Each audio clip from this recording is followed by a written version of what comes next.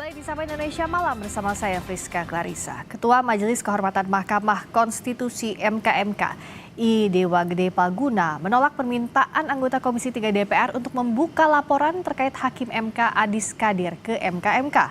Palguna menegaskan lebih baik dirinya diberhentikan daripada membuka laporan tersebut. Palguna menyatakan tidak bisa mengungkap soal laporan Adis Kadir ke MKMK. Menurut Palguna, jika membuka laporan itu dia akan menyalahi sumpah jabatannya. Ia pun menyebut tidak ada pihak lain yang tahu substansi perkembangan laporan terhadap Adis Kadir kecuali 3 hakim MKMK dan meminta semua pihak menunggu hasil putusan. Palguna juga menegaskan hingga kini MKMK belum memutuskan sikap apakah laporan tersebut akan dilanjutkan atau tidak karena perkara ini masih dalam proses pemeriksaan pendahuluan. Sepanjang substansi yang sedang kami tangani, Ibu dan Bapak, tidak bisa kami buka di sini. Tidak mungkin. Karena kami akan menyalahi sumpah kami akan menyalahi hukum acara. Tetapi yang pasti yang bisa kami sampaikan adalah, tolong dong, jangan ini dianggap kami sudah memutus. Ini baru pemeriksaan pendahuluan, Pak. Pemeriksaan pendahuluan itu intinya nanti 2 kan sudah kami sampaikan tadi. 1 bisa diteruskan pemeriksaan persidangan atau bisa langsung putusan yang Bapak tanyakan tadi, Pak. Kalau di sini tadi siapa yang meminta, Bapak meminta kami laporan kami itu adalah begitu sangat normatif katanya. Yang diberikan bagaimana tentang proses Pak Adis Kadir, nggak mungkin kami sampaikan, Pak. Itu adalah independensi kami. Kalau itu yang Bapak minta, lebih baik saya minta diberhentikan jadi majelis kehormatan. Serius. Karena itu adalah mahkotanya majelis kehormatan, Pak. Nggak bisa kami paparkan di hadapan orang lain, karena itu harus kami rahasia bertiga. Bahkan staf pun tidak tahu ketika kami akan memutus itu. Sebelumnya sejumlah anggota Komisi 3 DPR RI mempertanyakan kewenangan MKMK memproses laporan terkait Hakim MK Adis Kadir. Anggota Dewan menilai MKMK tidak berwenang memproses laporan tersebut karena objek yang diperiksa dinilai berkaitan dengan proses pencalonan di DPR, bukan terkait pelaksanaan tugas Adis sebagai Hakim Konstitusi. Anggota DPR menilai langkah MKMK memeriksa laporan soal Adis Kadir berpotensi menimbulkan konflik kepentingan. Hakim MK Adis Kadir dilaporkan ke MKMK karena pencalonannya sebagai Hakim Konstitusi usulan DPR RI diduga melanggar kode etik dan pedoman perilaku Hakim MK serta peraturan perundang-undangan. Jadi mohon maaf, saya merasa MK ini merasa paling bersih di antara yang lain, Pak. Bahkan mengalahi anggota Dewan. Kita yang bikin undang-undang itu seakan-akan kita ini tidak ada apa-apanya dibanding MK. Asal Bapak tahu, Pak, kami ini di sini dipilih oleh rakyat. Dan Bapak bukan dipilih oleh rakyat. Terima kasih. Bukan rahasia umum, Pak. Tadi Bapak mengatakan tidak ada pelapor. Kita ada pelapor. Bukan rahasia umum, Pak. Pelapornya itu aja kok, Pak. Saya tidak perlu menyebutkan nama, Pak. Pada waktu Hakim MK yang lalu, saya tidak sebutkan namanya, saya tahu tuh, misalnya tahun 2009,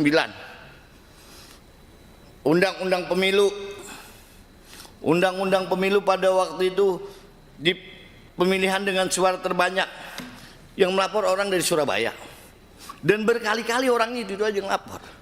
Jadi ini udah rahasia umum, Pak. Makanya oleh karena itu saya berharap bersikap bijaklah MKMK.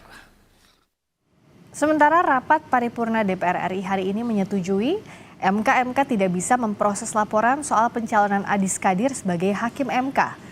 Ketua DPR RI Puan Maharani menyatakan MKMK tidak berwenang memproses laporan soal pencalonan Adis Kadir.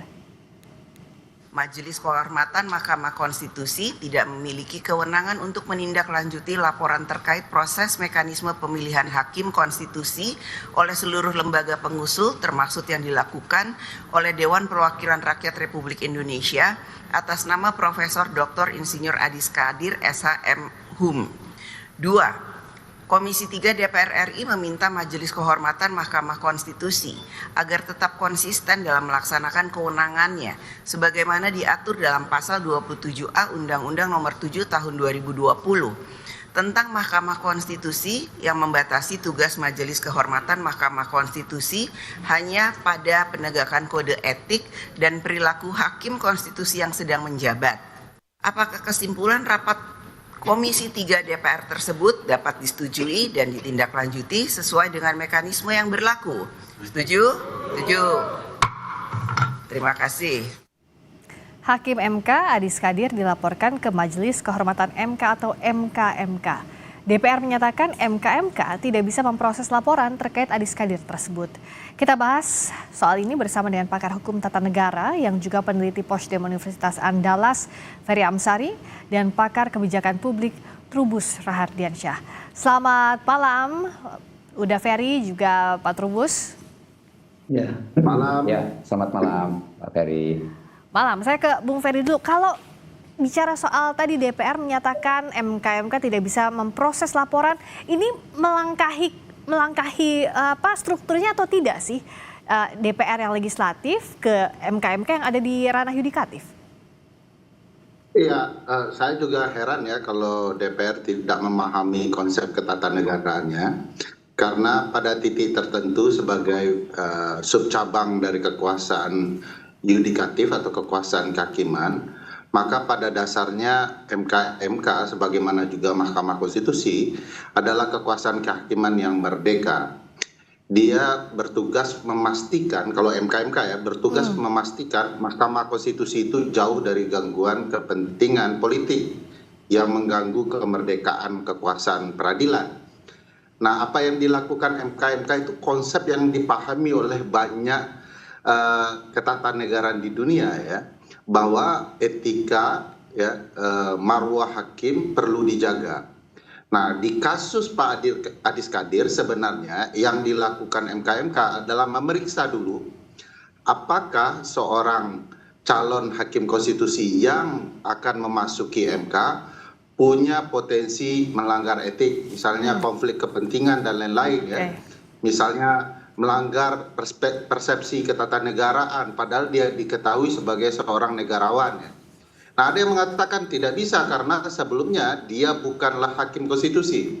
Pertanyaannya dan pertanyaan itu dan jawaban sederhananya adalah kalau seorang calon hakim konstitusi kemudian dilantik jadi hakim konstitusi, berjalan dia jadi hakim konstitusi, diketahui belakangan hari bahwa dia dulu pernah melakukan pelanggaran ya, memukul orang ya, melakukan kegiatan terorisme misalnya, mencuri dan lain-lain, maka pada saat itu saat dia menjadi hakim konstitusi tidak berarti dia kebal hukum, kebal etis ya. Masa lalunya itu bisa menjadi catatan dia saat ini dan dia bisa diberhentikan, dan logika yang sama juga berlaku dalam konteks pemilihan Pak Adis Kadir. Apakah sebagai hakim konstitusi dia tahu prosesnya menyalahi aturan, dia membiarkan proses yang menyalahi aturan itu atau tidak? Oke, nah dengan proses yang dipersoalkan, yang publik soroti ini bisakah jadi masalah di kemudian hari Pak Trubus meskipun DPR tadi meminta agar MKMK tidak memproses laporannya?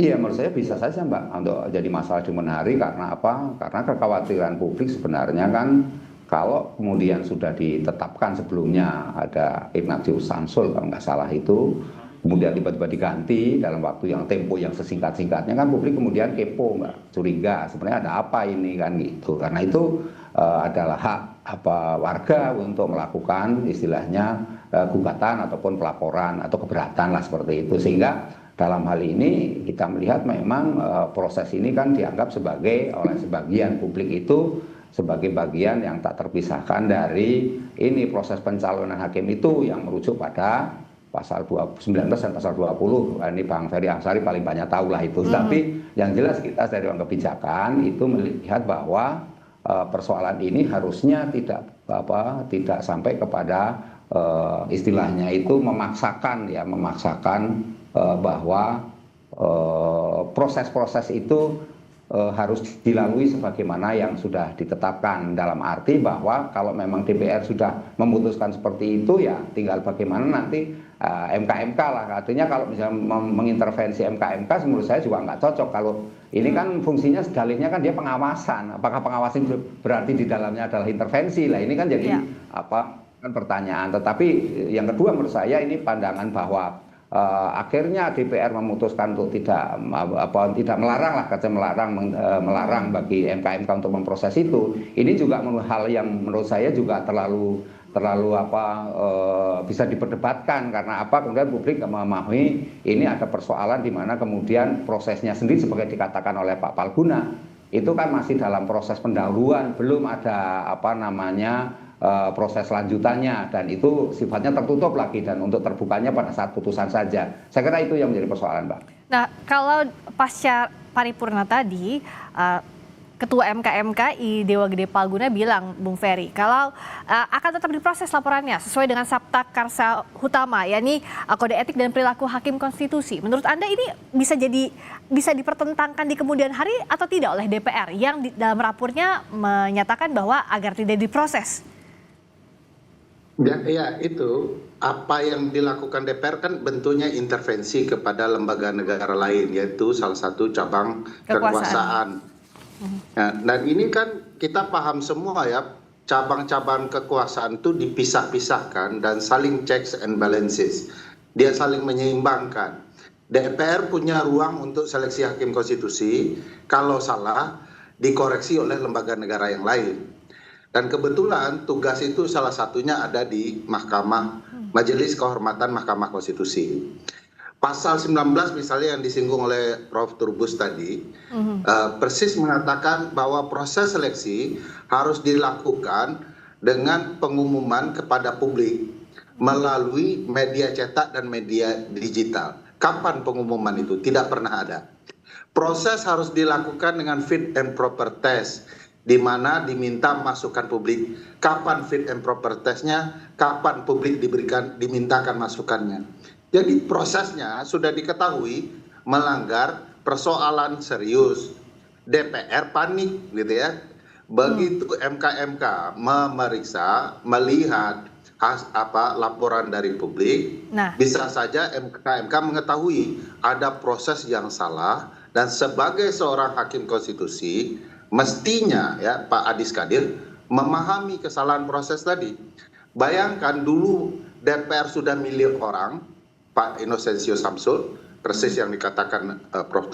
Trubus, lalu tiba-tiba tanpa ada angin, tanpa ada hujan, tidak jelas salahnya apa, tidak jelas konsepnya apa, tiba-tiba ditarik ya dalam hitungan minggu sebelum pelantikan. Jadi permainan DPR itu kelihatan kasar, kotor, dan tidak bijaksana. Nah, hari ini anggota DPR mengatakan kami wakil rakyat, kami dipilih. Loh, bukan itu konsepnya. Konsepnya lembaga negara bukan soal dipilih atau tidak dipilih, tetapi dipastikan dia saling menyeimbangkan. Kalau kekuasaan politik terlalu luas, terlalu besar, maka ada lembaga negara lain yang akan mengendalikan atau mengontrol kekuasaannya. Itu konsep ketatanegaraannya. Nah, kalau anggota DPR tidak mengerti, memang sangat disayangkan. Gitu. Prof. Trubus, kalau bicara soal tadi yang disampaikan oleh Bung Ferry, kenapa DPR terlihat reaktif dengan adanya laporan terhadap Adis Kadir ini? Nah, fungsinya publik apa yang bisa dilakukan untuk mengawasi? Karena dalam cabang kekuasaan, dalam kasus ini kita lihat bahwa DPR ingin agar MK tidak memproses laporan itu. Tapi publik sejauh mana bisa bereaksi, bisa merespons yang kita lihat, pertentangan yang ada antara DPR dan MK? Iya, memang ini publik sebenarnya jujur menginginkan suatu penjelasan yang clear sebenarnya, meskipun penjelasan tadi oleh Ketua DPR bisa dianggap sebagai penjelasan yang utuh dari DPR selama ini terkait dengan teka-teki sesungguhnya kenapa terpilih Pak Adis Kadir. Tapi kan itu memang persoalan internal DPR, dalam arti bahwa publik akhirnya melihat bahwa ini ada ekosektoral, Mbak, antara DPR sendiri dengan pihak MK dalam MK. Nah, ini kan hal-hal yang sebenarnya tidak boleh menjadikan suatu kegaduhan, Mbak. Kemudian seolah-olah ada persoalan yang sangat krusial, di mana kemudian DPR tidak bisa memberikan satu penjelasan menurut saya yang lebih edukatif ya kepada publik, bahwa ini memang situasinya ada persoalan yang genting atau sesuatu yang force major kan bisa saja dijelaskan sehingga karena ini kesannya di publik seperti ujuk-ujuk, tetapi itu juga menjadi hak DPR secara institusi ya, karena mereka punya mekanisme prosedur sendiri yang pada akhirnya tetap pada pandangannya atau bersikukuh bahwa apa yang diputuskan DPR benar, dan itulah kemudian mengatakan bahwa MK tidak berhak. Ya itu memang dua hal yang kamar yang berbeda sesungguhnya. Memang arah yang disampaikan oleh teman-teman dari yang menggugat itu sendiri sebenarnya lebih kepada bagaimana ada penguatan lah sesungguhnya. Ini kan ada persoalan sesungguhnya yang di mana kemudian ada persoalan di Pak Adis Kadir sendiri yang memang sebelumnya ada kasus yang itu pernyataan-pernyataan yang dianggap kontroversi di publik, juga kaitannya dengan takutnya ada konflik kepentingan karena tadi disampaikan juga bahwa itu dari salah satu partai. Nah, karena itulah menurut saya ini yang harusnya dikelirkan untuk memastikan ke depannya, Mbak. Jangan sampai kemudian ke depannya punya pandangan seolah-olah bahwa cara-cara ini sah, cara-cara ini legal. Nah, ini yang dikhawatirkan kan itu, sehingga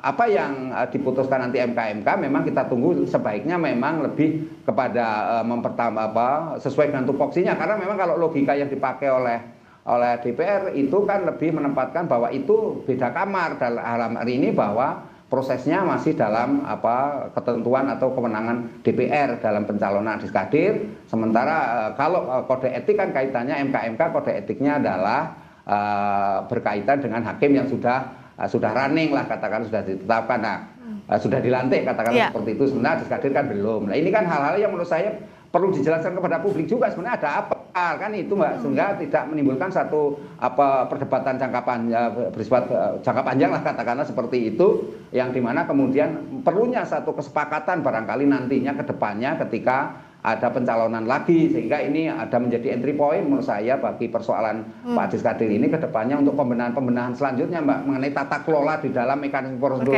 pemilihan pencalonan sebagaimana amanah pasal 19 pasal 20 Undang-Undang MK itu, Mbak. Bung Ferry, kalau bicara soal laporan yang dilayangkan kepada MK terhadap Adis Kadir, sebenarnya implikasi secara legalnya, implikasi secara hukumnya apa terhadap status Adis Kadir sebagai hakim konstitusi? Apakah ini hanya dalam ranah etik saja? Apakah bisa berimplikasi sehingga DPR terlihat begitu reaktif?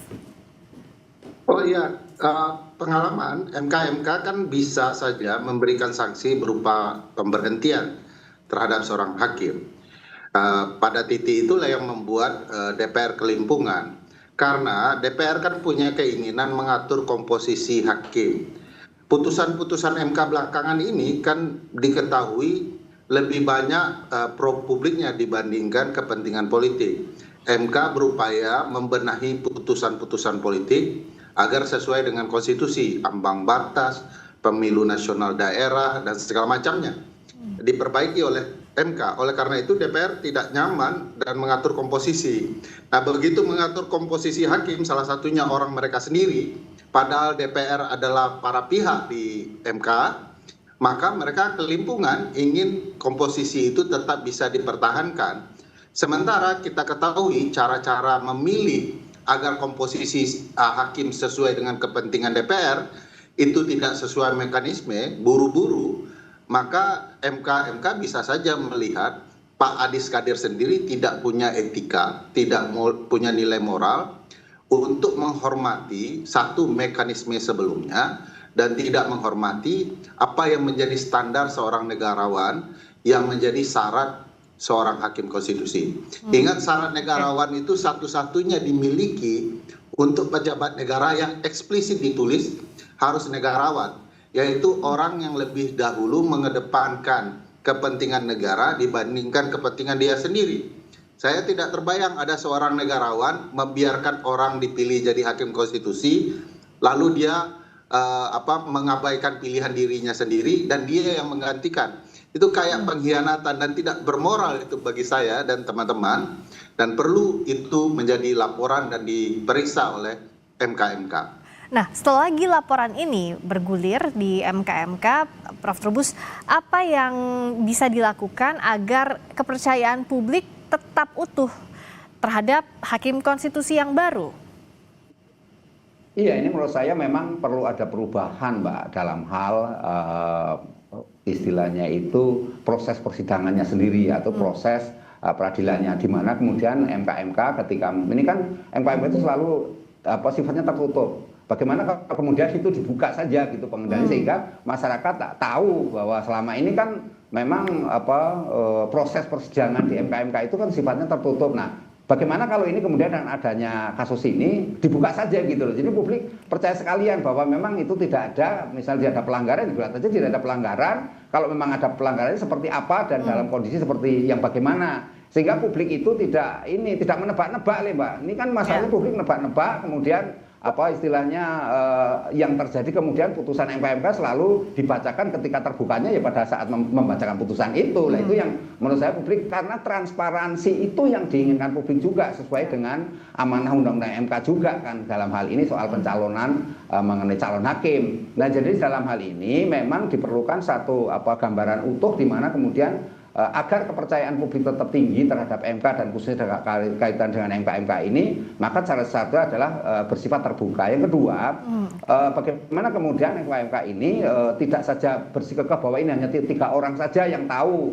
Sementara sampai dikatakan staf aja nggak tahu. Lalu bagaimana itu ada pihak independen juga yang ikut di situ gitu. Jadi ikut mengawasi prosesnya seperti apa, paling tidak mendengarkan, menyimak lah bagian itu, sehingga ini bisa dipahami publik memang apa yang ini MK berjalan gitu. Meskipun tentu ini MK juga akan mengatakan bahwa ini urusan internal ini. Tentu ini kan, nah ini menurut saya kan kita bicara bagaimana ada terobosan-terobosan, ada semacam inovasi kebijakan menurut saya Mbak, sehingga ini yang kemudian dituntut oleh publik dan bisa dipahami secara bersama gitu. Ya, transparansi ini jadi salah satu kunci untuk kepercayaan publik, termasuk jangan sampai ada intervensi antar lembaga negara, apalagi antar cabang kekuasaan. Terima kasih pakar hukum tata negara yang juga peneliti Posdem Universitas Andalas, Bung Ferry Amsari. Terima kasih juga pakar kebijakan publik Trubus Radiansyah. Terima kasih juga Pak Trubus.